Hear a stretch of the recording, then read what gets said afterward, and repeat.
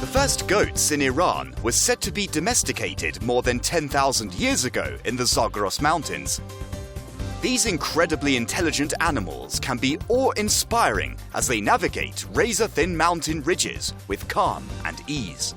They can be hilariously funny as kids, bouncing playfully around, and they are some of the most affectionate and useful of all domesticated animals as well. But there is so much more to a goat than comical goat fainting videos. They are used as a good source for food, and their milk products are in high demand. Hello again and welcome to another edition of Bazaar. Now, goat farming is certainly not a new business, but it is becoming very popular these days. Goats have been around for centuries and have provided us with milk, meat, hide, and even companionship. In this edition of the program, we will explore goat farming and the livestock industry. We'll also zoom in on the activities, both nationally and internationally. No time to waste, let's get started.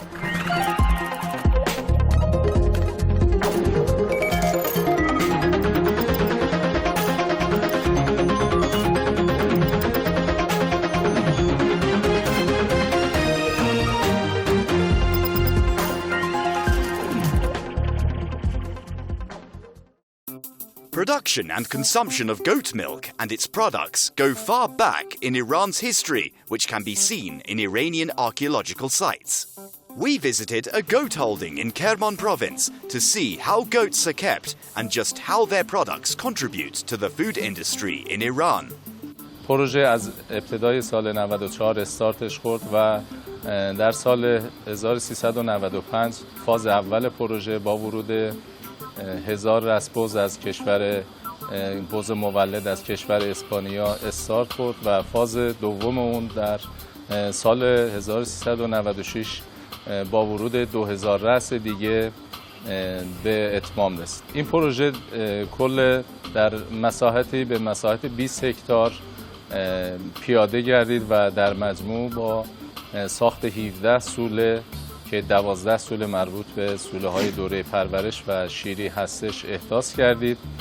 ظرفیت کل نگهداری دام در این مجموعه 6000 رأس و که 3000 رأس از اینها دام مولد و دوشا هست و 3000 رأس هم در دوره رشد یا تو سنین پایین‌تر هستند. The Livestock and Agricultural Company of Ferdos Pars is a goat milk farm in Qaleganj.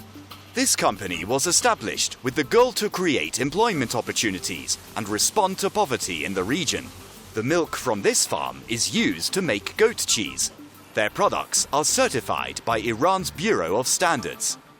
دیدگاه مدیریت هلدینگ دامپروری سعیش به این بود که ما بتونیم نیروهای بومی رو تو منطقه اشتغال زایی کنیم و خیلی رو به آموزش نیروهای بومی کار کنیم و سعی بر این بوده که بتونیم سطح توانمندی نیروهای بومی رو ما افزایش بدیم و طی آموزش‌های لازم چه در شرکت‌های دیگه جلسات در فارم‌های دیگه تونستیم اون سطح آموزشی و علمی بچه‌ها رو بروز کنیم. تقریباً 45 نفر از نیروهای بومی رو استخدام کنیم و به کار بگیریم و در این زمین دارن امرار معاش میکنند. این به صورت مستقیم بوده و در قالب غیر مستقیم ما تونستیم در کشاورزان منطقه با عقد قراردادهای که بسته میشه در سالیانه 500 تن یونجه، 500 تن کاس، 3000 تن ذرت علوفه‌ای ما از اینا خریداری کنیم و این خود باعث اشتغال زایی غیر مستقیم شده که کلا کشاورزان منطقه به این سمت سوق پیدا کرد. This farm is equipped for raising goats, and when the goats reach a mature age, they are moved to the milking floors. This exclusive breed can produce highly fatty milk, but their breed is not only great for milk, these goats also have a high yield in reproduction. This means that they have higher rates of birthing twins in each pregnancy. نژاد بز مورسیا از کشور اسپانیا، جنوب اسپانیا در حقیقت خاستگاهش هست و این دام با توجه به پتانسیلی که توی این منطقه هستش و شرایط گرمای خاصی که توی این منطقه حاکم هست انتخاب گردید به منظور پرورش در این منطقه.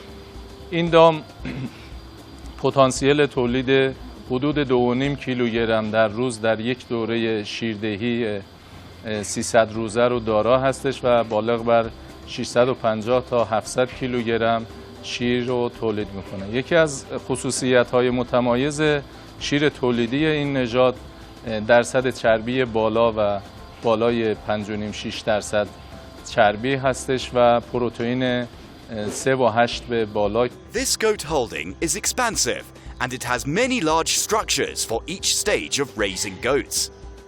It has a whole building for birthing mothers. Goats carrying kids are brought to this building and here they give birth to kids. Next, the newly born goats are taken to be cleaned and warmed in a separate facility. After this step, the kids are taken to an area where their health and weight are examined and recorded. It's at this stage that each new goat gets an identity tag which will stay with them throughout their lives at the farm.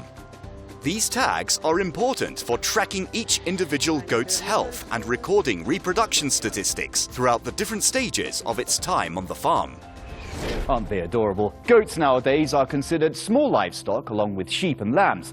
Large livestock are typically cattle or camels. These animals can be raised in small herds in traditional methods or they can be raised in commercial enterprises. The more traditional methods for goat rearing can be seen in rural areas near small towns and villages. No matter how they are raised, the most important thing is the health of the livestock. Like many livestock animals, proper nutritious feed is important, and without it, goats can become susceptible to diseases because of weakened immune systems. Feeding and nutrition are key factors influencing milk production for goats. High-quality feed are essential for high fertility in female dairy goats. This also allows the expression of their genetic potential for milk production. در حال حاضر با تولید بالغ بر 4,400 لیتر در روز با میانگین رکورد 2.2 و 2000 دام دوشا و 2100 رأس دام مولد مواجه هستیم و با روز شیرده 138 روز که با تولید سالانه 1,300,000 لیتر در سال بوده. Livestock are heavily dependent on the environment for their food. Widespread droughts in the past 2 decades have diminished pastures and significantly reduced domestic livestock food supplies. Consequently, there is a greater reliance on imported feed. Though it seems as if there are countless types of goats in the world, there are only about 9 species. The domestic types are the most common among them. Each goat breed is adapted to what it will be used for. So, for example, there are breeds which are highly meat productive. Some breeds are famous for milk production. Others produce high-quality skins and the famous mohair and cashmere fiber. At this goat farming facility, a specific breed is used which provides high amounts of milk. The milk is also more fatty, and after it comes from this facility, it is then transferred to a branch of Pug Dairy nearby for cheese production. ما حدوداً روزانه 4 تن شیر بز مرسیا رو به طور صنعتی دریافت می‌کنیم و از این 4 تن شیر انواع پنیر از جمله پنیر لیقوان، پنیر لاکتیکی تولید می‌کنیم.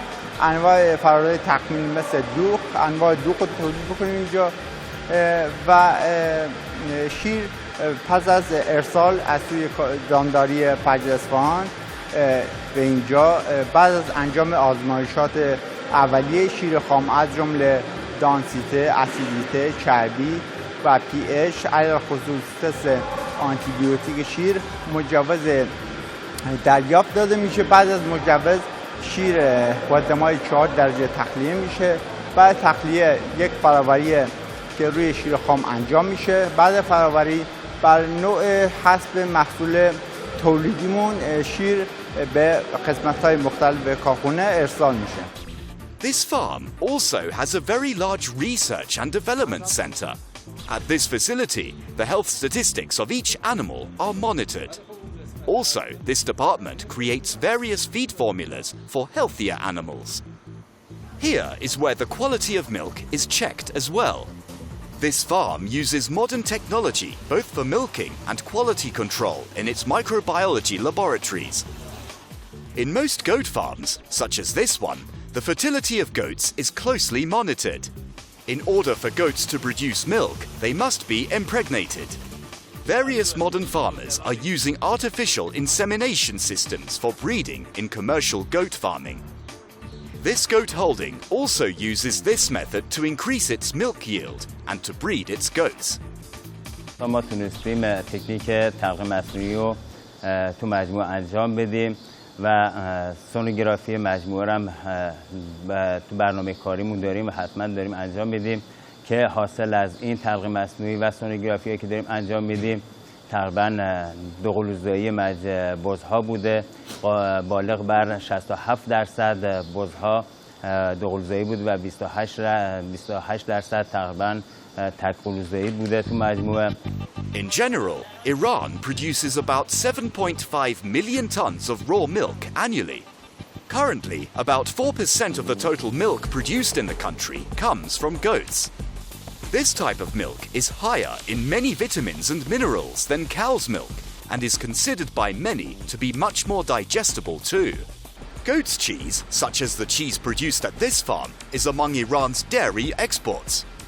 Cheese in general tops the charts for dairy exports with a value of $91 million in foreign revenue. Last year, Iran exported about $700 million worth of dairy products. Currently, Iranian goats produce around 500,000 tons of milk per year. Iran plans to increase annual goat milk production to 700,000 tons in the next decade.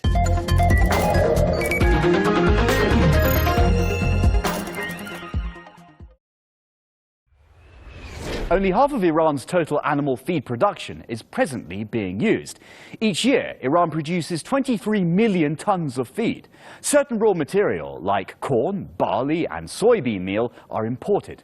Last year, Iran imported nearly $1 billion worth of feed.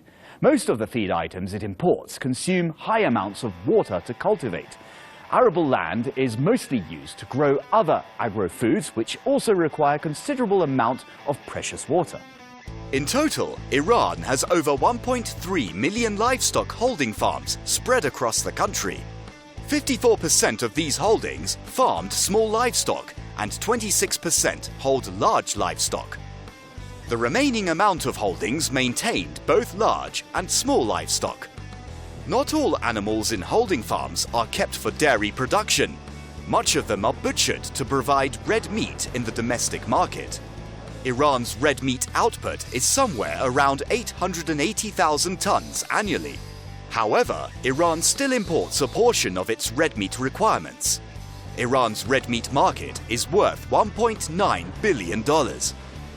It might be interesting to know that Iranian nomads also supply about 24% of Iran's domestic demand for red meat.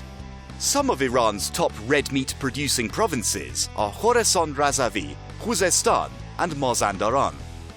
Iran is among the leading consumers of red meat in the Middle East region. Lamb is the most popular red meat, then beef, followed by goat. Now it might be interesting to compare the prices of red meat in Iran with other countries of the world. For example, 1 kilogram of beef sells for a price of $5.7 with an exchange rate of 16,600 tumans. This can be compared to the price of a kilogram of beef in the United States, which sells somewhere between $4 to $5 in local grocery stores. As you can see, the prices are pretty close. Now goats, aside from meat and making milk for dairy products, are also used for their fleece. There are special types of goat breeds that are used specifically for their ultra-soft wool. In fact, mohair, as it is called, is one of the most ancient materials in textile production. Cashmere can also come from goats. Also, mohair and cashmere are nicknamed the diamond fiber for their luxurious luster and sheen. Iranian nomads have a big share in producing Iranian cashmere and mohair. The quality of Iranian cashmere, being long and highly curved, ranks third after China and Mongolia. Nearly all the cashmere produced is bought directly from the nomads by middlemen and is de-haired and exported to Europe and China without major value addition. Fine hair from younger animals is used for more delicate applications such as clothing. The thicker hair from older animals is more often used for carpets and heavy fabrics intended for outerwear. Okay, it is now time to take a break from today's main topic and pass the show over to my good colleague out there on the field. It's all yours.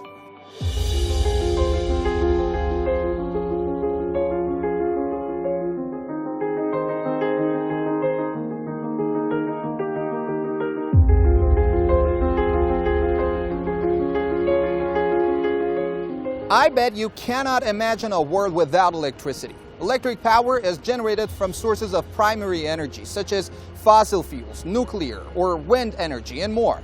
Iran is known to be among major producers of electricity in the world, and in this week's feature program, we're going to explore one of the country's top 5 power plants. With a nominal electricity generation capacity of about 85,000 megawatts, Iran is among the top 20 electricity producing nations in the world and is a leading power in the region. The country operates around 1,500 power plant units and plans to increase this number to keep up with the domestic demand and also ensure that it will continue exporting electric power. Iran's power grid is connected to most neighboring countries, namely Iraq, Pakistan, Turkey, and Azerbaijan. تقریبا میتونیم بگیم که ظرفیتی که نیروگاه داره جزو نیروگاه‌های متوسط کشور حساب میشه و تقریبا تولیدی که داره 1% تولید کشور رو به خودش تخصیص میشه. نیروگاه جزو نیروگاه‌های جوان هستش، سن کمتر از تقریبا 10 سال داره و تولید خیلی خوبی داره. ما تونستیم با توانمندی پرسنلی که داریم تولیدهای خوبی داشته باشیم، شاخصهای خوبی رو کسب کنیم. مثلا توی بحث شاخص بهره برداری تونستیم اول باشیم و در کل جزو 5 نیروگاه برتر ایران باشیم. Electricity export from Iran to these countries shot up by 27.6% last year compared to the year before, reaching more than 8 billion kilowatt hours, which is almost 6 times the power imported in the same year. Iran is a resource-rich country. It holds one of the world's largest proved crude oil and natural gas reserves. Although the share of renewable sources in the country's energy portfolio is increasing by the day, it still largely relies on fossil fuels and mainly natural gas for electricity production. In fact, thermal power plants account for over 80% of Iran's total electricity generation. Almost all commercial electrical power on Earth is generated with a turbine. The turbine drives a generator which transforms mechanical energy into electrical energy. While different sources are used to supply the energy needed to turn the turbine, most electric generation in the world today is driven by heat engines and combustion of fossil fuels. Here's more. The generation of electrical energy using steam turbines involves 3 energy conversions: extracting thermal energy from the fuel and using it to raise the steam, converting the thermal energy of the steam into kinetic energy in the turbine, and using a rotary generator to convert the turbine's mechanical energy into electrical energy.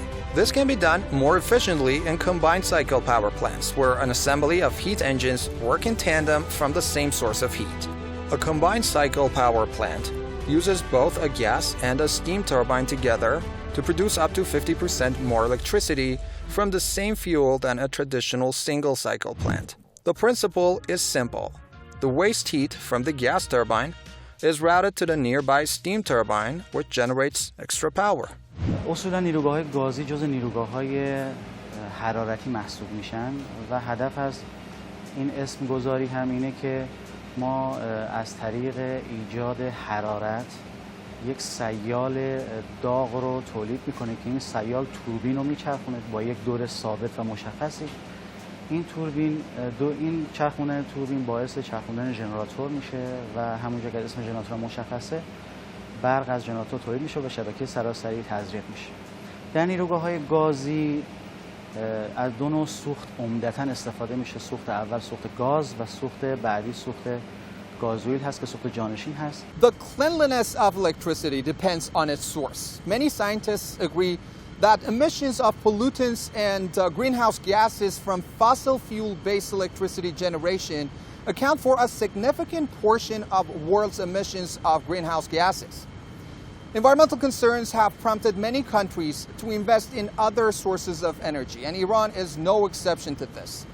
Now, let's find out if this plant is going to use other sources of energy to generate cleaner electricity. Once the generator produces electric current, it's transported through thick wires to transformers, which amplify the voltage. This high-voltage electricity is carried to the power grid. Then, electricity is moved to different substations, which reduce the voltage for use in large settings like factories. For electricity to actually make it to you, it's distributed to local transformers through power lines, which are either buried or mounted. These local transformers further reduce voltage so that you receive electricity safely. And when it finally arrives in your home and you flip that switch or press that on button, you have completed the circuit and electricity will flow. In an electric power system, there should always be a balance between demand and supply. Because when demand is higher than supply, we might experience blackouts. And when supply is higher than demand, because the process of storing electricity is costly, we might end up damaging the whole system. So, in order to maintain that balance, a system requires some frequency control plants, which can start quickly and can be synchronized and connected to the system easily. Now, think of the national network as a truck, which is carrying a load. When the load is just too high or heavy for the truck to carry, it needs some extra push. And that's when the frequency control plants come into play. And when the load is not too heavy, the truck can take care of it itself. So in this room, which is called the control room, they do just that. They connect the units to the system when it's needed, and they disconnect it from the system when it's not. Wind farms in Gilan province, solar power plants in Khorasan and Yazd, Bushehr's nuclear power plant, and hydroelectric power stations in Khuzestan all show Iran has high potential to produce electricity from renewable sources. The government has also taken some important measures to help facilitate the use of clean energy in electricity production.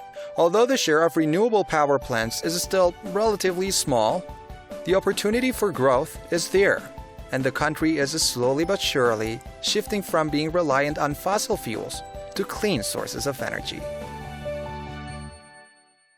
Thanks again for another fabulous report. Great stuff, Omid. For our last bit of the program, let's take a look at some news and trends in the agriculture and livestock industry. Well, the country is still struggling to recover from the coronavirus outbreak. In the last 2 months, many Iranians stayed indoors during one of the busiest seasons of the year. New Year, or Nowruz, is a time for travel and festivities, and many businesses profit from it.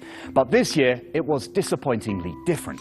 Iran's Livestock Exporters National Assembly has stated that there was a 60% decline in consumption of red meat in the country in the last 2 months. Many hotels, restaurants, and ceremony halls were closed due to the outbreak. Hotels and ceremony halls hold the biggest share in red meat consumption in Iran, particularly during holidays and the New Year. Just about 900,000 tons of meat is consumed domestically. Iran produces about 880,000 tons annually. But last year, Iran imported over 130,000 tons of meat, and consumption was low due to the outbreak. In 2006, Iran became the first Middle Eastern country to have cloned a healthy living sheep. While we might not be able to bring back the dinosaurs, who would want to do that anyway, scientists have found many uses for cloning. The technique of cloning is useful to discovering potential medical solutions for ailments. Well, don't clone me. Having one Samson Seas is quite enough, wouldn't you say? Iranian scientists at the Esfahan-based Biotechnology Research Institute of Royan cloned their first goat in 2009. This type of cloned goat was created to be compatible with hot climates. Successfully cloning animals has led to advances in medical research, including using results to produce human antibodies against disease. By cloning a goat, these scientists are making headway for future experiments that would lead to a possible treatment for stroke patients.